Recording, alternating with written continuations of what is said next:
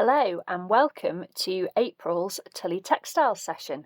So this is our fourth session of 2025, and as it's Easter next weekend, I thought we would have a go at making something a little bit seasonal, and we would make these scrappy fabric Easter egg decorations.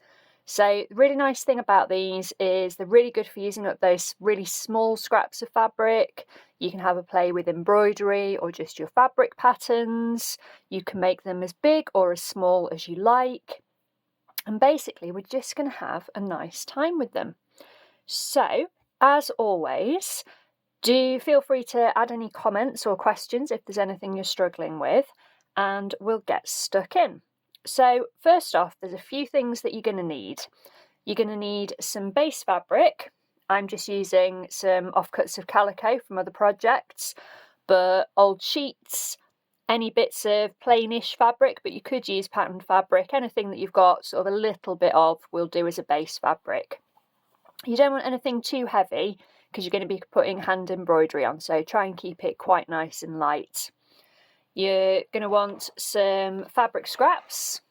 I've got a nice little collection here, and as I say, one of the nice things is that you can use up some of your really small bits. So I've picked some out in some nice kind of spring colours because that seemed like a good idea. So I've got my stack of scraps. I'm going to be adding embroidery to my decoration. So I've got some embroidery threads. Again, I've picked out some nice spring colours. And as usual, I'm using my favourite cotton perlé, but you can use stranded embroidery cotton or whatever you've got. Some needles and pins are going to be useful for this. Some scissors for doing your cutting. And I've stuffed my egg with some of the really small scraps that I couldn't use for anything else. But you could use toy filling or anything you've got to hand. So use what you've got or don't stuff them. You can do them flat. And I've also got some little trims. So I've got some rickrack here and some nice bright turquoise crochet trim that clearly cost me a huge amount now, last of the big spenders. And these are nice just for adding little detail. But if you haven't got any, don't worry.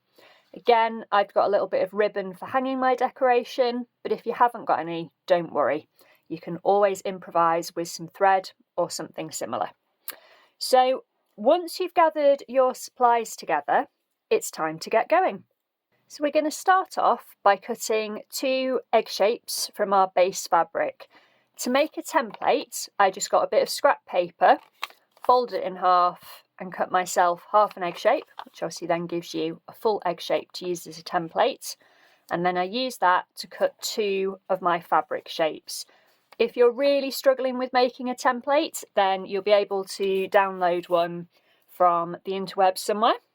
But it's quite a nice, easy shape, and they can be quite characterful. I've got quite nice fat eggs, but you could have skinnier round ones, whatever shape you like, really.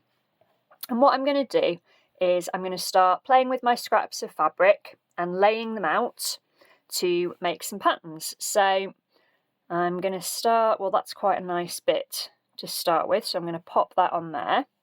And I'm going to lay them both out, but I'm just going to do one at a time. So I'm just going through the patterns that I've got, and what you can hopefully see is I'm laying them slightly over the edge, and where I've got strips I'm going to have them overlapping a bit. I want there to be sort of a bit of an overlap, so rather than putting my pieces right next to each other like that, I'm going to overlap them slightly. That will make it much easier when I come to do my sewing. So I'm just looking through my big pile of scraps, seeing what will go well together. And you don't have to do it in strips like I'm doing here. I just find that's quite a nice, easy way of doing things. That's quite nice, isn't it? So we'll pop that one across there. And don't worry about trimming things down just yet. We will get to that point. But you can just have a play around with arranging your fabrics. Now, I'm leaving my edges raw because regular viewers will know that I'm very fond of a raw edge. If you prefer a neater edge, there's nothing to stop you turning a little hem on each piece as you go. I think what's quite nice is that you have this slightly rough look. I think it adds a bit of character. But it's your piece of work, so do what you want for your piece of work. It doesn't matter what I think. Oh, I quite like that purple at the bottom, so I think I'm going to have a bit of that. There we go. That'll do for that one. And once I've got an arrangement that I'm happy with, I'm going to just pop some pins in. So I've got my egg shape underneath. I've put some strips of fabric overlapping each other on top. And that's kind of all there is to it. And at this point as well, you can decide whether you're going to add any trim. So I do like this bright blue, although I wonder whether I want maybe a bit of rickrack on this one. That's quite nice, isn't it? So I'm going to cut a little piece of that off. And again, I'm just going to lay it where I want it and pop a pin in. So that's going through all of the layers. So it's going through the base layer of fabric, the two overlapping bits of decorative fabric, and my bit of rickrack. So at the moment, it's not looking like much, but if we flip it over, you can see we've got a little bit of fabric all around the edge. That's what we want. So I'm going to do the next one.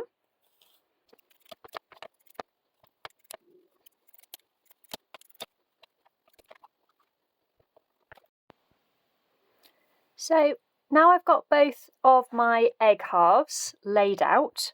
They don't look a lot at the moment, but the stitching's going to really, quite literally, bring everything together. So it doesn't matter which one you start with. I'm just going to start attaching. So I'm just seeing kind of where the edge of my egg is, so to speak, and I'm starting there. And you can use absolutely any stitch that you like. So if you're not sure where to start, then you can't go wrong with a running stitch. So that's what I'm going to start with. So I'm just going in and out. And what I'm trying to make sure is that I am catching all of the layers down, because what I want is for it all to be held together nicely. So I'm going through my crochet trim, my 2 layers of fabric, and the base fabric. So that's quite a lot of layers to go through, but we're not in a rush, so we can just work our way along and just kind of rearrange as you go. You can always put more pins in, or if you find you've got some fabrics that are kind of really not keen on doing what you want them to do, there's nothing to stop you doing a bit of tacking first. So just with some ordinary sewing cotton, what you could do is put some big running stitches to hold all your layers together. That might make life easier for you. Always go for what's going to make your life a bit easier. There we go, so that's my first bit of stitching. So it actually shows up better on the back. I thought that I'd got a bit short. I'm not going to worry about that loose thread because it's going to be trapped on the inside. So I'm actually just going to leave that as it is, because that's all going to be stuck on the inside. So we'll do some other stitching along here. I think some nice bright yellow would be good along here. And really just have a bit of a play with your stitching. Enjoy what you're doing. Pick your favourite stitches or a stitch that you've wanted to try. Running stitches, good. You can use cross stitches, chain stitches, any type of stitch you like. On this one, I've got some little cross stitches, and I quite like the way that looks, so I think I might do something similar there. And on the bottom I've got detached chain, but I think across this join I'm going to go with some cross stitches. So I'm going to do them. There we go. I've got a bit of a fault in my thread there. Might as well use the little bit that I've got. So I'll just get rid of that end. Again, that can be used for stuffing, but we'll make use of the bit that we've got. So I'm just doing, this is an absolutely horrible needle, really should have chosen another one, but never mind. Some cross stitches, and I can go over the joins, and that's going to do two things. It's going to secure the pieces of fabric down, and it's going to kind of blend them slightly as well, which is good. So I'm just going to work a few of those, and obviously you're going to do this on both sides of your egg. So have a little play with your stitches, get all of your bits of fabric tucked down, and then we'll be ready for the next stage. So I'm just going to crack on with these, and then I'll show you the next step.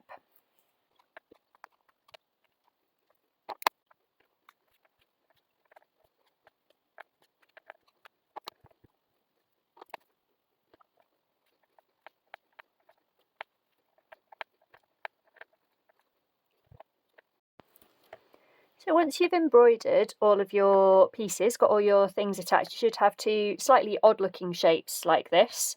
And I'll just show you the stitches I've used. So I've got some cross stitches, some running stitches and straight stitches, a bit of herringbone stitch, a bit of threaded running stitch, some normal running stitch, and some kind of star stitch made up as I went along a little bit. And on the back, I've left the threads loose because I'm just going to use them as part of the filling. So what we're going to do now is trim them down to egg shapes, because that's what we're aiming to make. So all I'm going to do, if you've got a very loose bit there, what you might want to do is just pop a pin in just temporarily. And I'm just going to trim the fabric pieces that I laid down to my strips of fabric. I'm going to trim them so that they're the same shape as my egg. Just being careful not to cut through my stitching there where I've gone over the edge a little bit. And these little bits that I'm cutting off, I'm going to use as stuffing, so you don't need to throw those away. And already it's starting to look a little bit more Easter eggy. So I'm going to do the same on this one. Just going to trim round, and then I'm going to join mine with a blanket stitch. So I'm embracing the raw edges. Regular viewers will know that I am a fan of raw edges. I don't let things like fraying get in my way. And again, these bits that I'm cutting off won't go to waste. I will use them to stuff my Easter egg. So now I've got two cute little Easter egg shapes. So I'm going to pop them together, tuck those threads in, getting them as lined up as I can. And I'm going to put a couple of pins in just to hold things in place as I'm stitching. And actually I'm going to pop that one in there because I'm going to start at the top, because I've got my little ribbon and I've got my thread ready to go. So what I'm going to do is I'm going to blanket stitch round the edge like I have on this one. Once I get to almost finished, I'm going to put some stuffing in, but let's get going. So I'm going to start by joining my ribbon in so that I don't forget about it. So what I'm going to do is kind of peel my two halves open, and I'm going to start my blanket stitch by sewing through both bits of ribbon. So I'm going through my two bits of ribbon and coming out kind of at the top there. So that's going to anchor my ribbon in place, and I'm at the edge of the fabric ready to do my blanket stitch. And so what I'm going to do is just work blanket stitch all the way around the edge. Now there is a tutorial for blanket stitch on my YouTube channel, so I'm not going to go through that today, but if you have watched the Christmas decoration video that I did for Tullie Textiles, then you might remember that we did beaded blanket stitch, and of course there's absolutely nothing to stop you doing beaded blanket stitch for this or any variation thereof. One of the lovely things about sewing is that the more you learn, the more options you have. You can try different combinations of stitches, mixing things up together. Just enjoy having a play. And so when I'm going through, I'm just making sure that I'm catching all of my layers together with my blanket stitch, because that's what's going to hold it all together. I've got this nice springy green that I'm using, and again, obviously your colour choice is something you can play around with. You can use colours that really contrast or colours that really match. It's entirely up to you. So I'm going to just carry on round till I'm almost done and ready to stuff.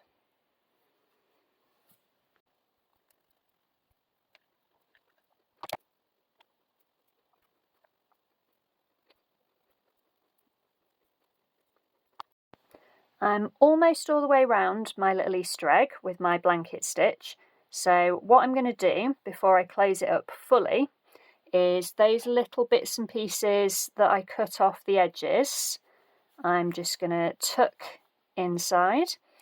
If you don't want to use scraps to stuff your project, obviously you don't have to. You can use toy stuffing, cotton wool, wadding, whatever you have to hand. And as always, the amount you stuff it is up to you. You can kind of put loads in and get rid of a load of scraps at the same time and make it kind of really chunky, or you can just pad it lightly just to give it a little bit of shape, just to kind of fill it out a little bit. So I'm just grabbing some of the sort of really small scraps that I know I can't use in other scrappy projects, just get those tucked in. So you can see that gives it sort of a bit of form, and again you just kind of squidge it and poke it till it does what you want. Then I'm going to just do the last bit of blanket stitch to close it up nicely. So that won't take very long. And you could make sort of a whole bunch of these and have a little Easter tree. You could use them if you're giving Easter gifts. You could use them as kind of a little bonus present, a little extra tag, or as Easter gifts themselves if you're looking for a slightly less chocolatey alternative. Then I think these would make very sweet little Easter gifts. You could embroider people's initials on if you wanted, make them a bit more personal. So I'm back at the beginning where I started. So I'm just going to fasten off my thread, use that as another opportunity just to pop another stitch in the ribbon, make sure it's going to hold. I'm just going to feed it into the centre so that the end gets lost in the middle. There we go. And there I've got my scrappy fabric Easter egg. And I think that's rather sweet and a nice way to spend the Sunday before Easter. So as always, let me know how you get on. If you've got suggestions for future sessions, let me know. If you've got any suggestions or any comments or questions, do feel free to drop me a line. But until next time, happy stitching!